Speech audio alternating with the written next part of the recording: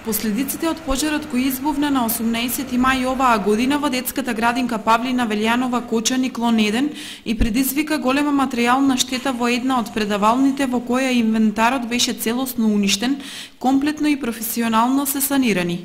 Според изјавата на директорот на градинката Иван Панов, што денеска ја даде за редакцијата на телевизија Кочани, целокупното санирање на последиците беше предвидено да се реализира во две фази. Првата фаза од санацијата беше завршена за само 3 недели и во неа клон 1 се оспособи за нормално и секојдневно функционирање и изгрижување на децата. Реконструирањето во првата фаза беше извршено со владини средства. Втората фаза заврши деновиве и со неа се реконструираа некои од поситните последици од пожарот.